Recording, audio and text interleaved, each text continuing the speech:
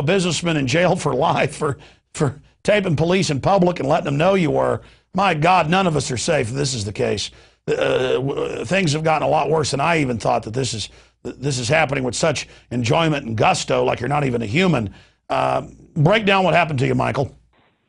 Well, basically the whole situation started with an alleged ordinance violation that the local towns in these two counties basically have in place, and the enforcement of those ordinances violated my right to carry out my hobby of choice of restoring and repairing and rebuilding classic cars. Well, that's almost as bad as wanting a lemonade stand or a garden in your yard and folks facing 93 days. So you tried to get in the way of some good officers, some good people.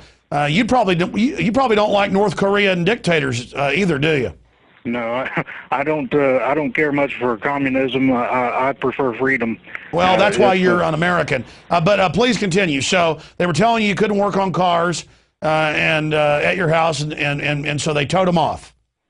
Yeah, they illegally seized the cars whenever I refused to comply with the ordinance, and I was challenging the ordinance to give me a day in court, which never came. And they came onto my private property while I was not even home and illegally seized two of my three cars that were on the private property. And their ordinance is basically worded and in place, basically.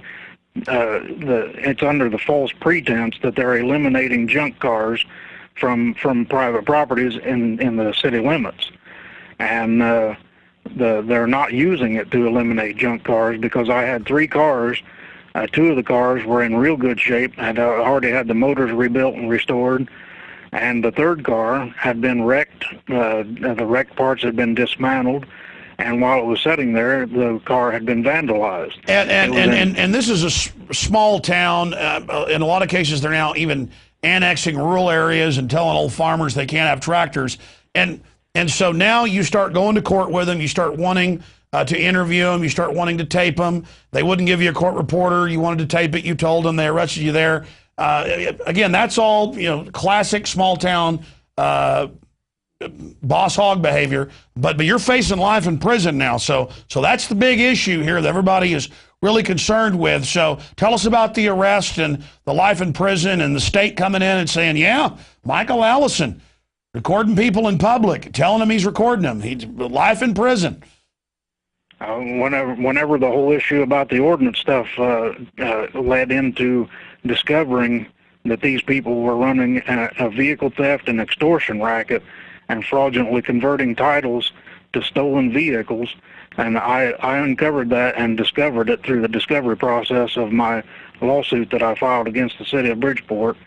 And after I had found that out, the people in the city of Robinson, which is the next county to the north, and Crawford County, it's a retaliation tactic to try to keep me from being able to expose the scam and the racket that they're running. My point is that all hasn't been found and proven in court. I'm not doubting what you believe has happened here. I just can't prove it. What I can prove, and it goes to their character, is with a straight face, they want to put you, a guy with no criminal record, upstanding in the community, that's all admitted, in prison for life at taxpayer expense for publicly recording them and telling them you are. And we see cops all over the country. You're filming them beat somebody 200 yards away. They come over, they beat you, charge you with eavesdropping, wiretapping. I mean, this is insane. First Circuit courts ruled it's constitutional to film police in public. It's common sense. I mean, the system is on a power trip.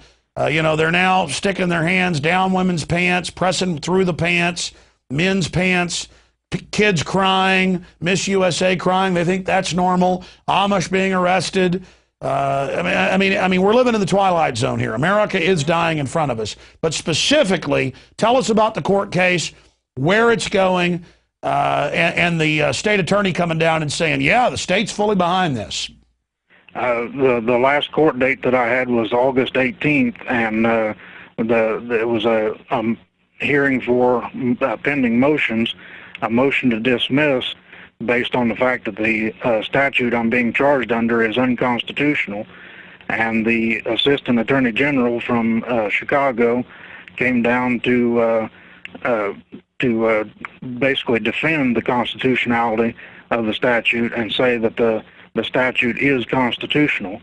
Despite the fact that circuit courts all over the country and state courts, federal, have said this is ridiculous. Of course, you can record and video police in public. I mean, this is well established, 110%. That's how when you're walking around Times Square, they put you up on the big jumbo TV, everybody that walks by. You walk in a store, they're taping you. The police pull you over and are taping and audio taping you.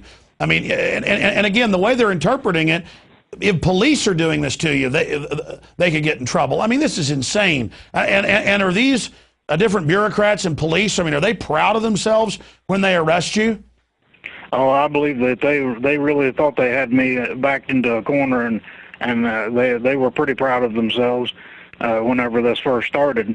But I think that the tables a little bit turned on them unexpectedly. And whenever I decided to fight back and not just cower in a corner and plead guilty to some lesser charge. Well, that's what always happens to bullies. You know, growing up when I was 10, 11 years old, I got beat up a lot. And finally, when I went into puberty at about 12, testosterone hit, and I started, you know, fighting back. You know, the kid's 3 years older than me. I'd pick up a rock, smash it over their head. Wow, they got, you know, blood spewing out. This isn't funny anymore. They'd start squealing and run off and call the cops on me. But, you know, that's where this is going, and America is waking up. I'm here to tell you, and the bullies' answer is to put even more pressure on us. But people like you are going to restore the republic, Michael, because I don't know about your whole Boss Hogg story. Sounds like par for the course, standard operating procedure. You know, I've seen similar things and things far worse. Hell, here in Texas, the cops on the news admit they pull over old ladies and take $500 out of their wallet. You got proof that money's yours? Well, Dallas cops throw bags of chalk in the back of your car, take your car, charge you with cocaine. The crime lab frames them. That's admitted. Cops don't get in trouble. So I grew up in Rockwall outside Dallas and watched the police steal the drugs and then go on TV and talk about fighting them. So I know how corrupt things are and that it's growing. But the fact that they've gotten so confident that they want to put you in prison for life when it was at public places, I mean, this, and you told them you were taping them. I welcome this type of abuse because it's really going to illustrate how out of control this system is. It's only when the thugs think they've got us that they really tip their hand. Do you agree, Michael, that they're starting to tip their hand? I do. I think that they way overreached, and that the fact that they were in the mindset of pure retaliation clouded their judgment to the point where they way overreached and set this whole thing up. And because it's a set-up scam and it's all bogus and there's nothing legitimate about it, they are bound to lose. Well, I know in a lot of areas the wreckers are always the brother or the cousin of the judge or the police chief, and you were telling me it's basically the same story. How many cars are they snatching out of people's backyards or driveways? Since this has been in place for years, it could be thousands. And like in my case, that took place in Bridgeport, they took my two valuable cars, and they did it under the ordinance, under the authority of the ordinance, and they left my car that would be considered by them to be junk. They left it behind. It was the one that didn't run, had been wrecked, and so they're using it to steal. Wow. The most valuable cars. And so you started standing up to them in court and started interviewing them and recording them and outside of court and other areas. And they just said, that's it, buddy, you're going to prison for life. Well, I think the fact that they took the running cars is a big illustration of what we're dealing with. Now, in closing, when's the next court date coming up? The last court date that I had was on the August 18th date. The judge said that he was going to read and reread the documents that had been submitted, and left the date, the next court date, open-ended. I actually don't have a court date yet. And so imagine a judge going, gee, I wonder if you could tape police in public. Duh. I wonder if we've got any freedom in America where we got to pay Al Gore to breathe. And I want to tie this in with the last guest and the next guest that's coming up, Sheriff Richard Mack, a true patriot, a true peace officer, with you, Michael Allison. We had an advice columnist on who said that the TSA went through her clothing into her vagina. And I've actually seen this on the news, the video of it, with other women. I've seen it myself with men. They go into the butt crack and press the pants into the anus. That's in Jesse Ventura's lawsuit. I mean, he will not fly. He's in private seething with anger. I mean, he was like Yosemite Sam after I watched it happen to him. He was calm when it happened, but once he got through, he was upset the whole evening. And I mean, he's being traumatized. The pilots, a lot of them would throw up after this happened and refuse to fly. What is your view of this new power grab? And now the move, they're talking about suing the woman who dared talk about it. Yeah, I have refused to step foot in an airport ever since all of this anti-American behavior started, and I refuse to subject myself to it, and any American shouldn't be forced to. And what are you going to do when they're now doing is start setting up checkpoints, and you pull up to them with their 50 cal machine guns on mounts? The rest of it, they're going to go through all your goods. They're going to take blood out of your arm, and they may even put on the glove and go inside. They're now announcing that. It sounds like it may be time for revolution. However, anybody might think that might be taken. Can you imagine George Washington if he came back in a time machine and saw him like fondling women and small children and taking people's cars out of their yard and microwaving people and arresting Amish? What do you think George Washington would think?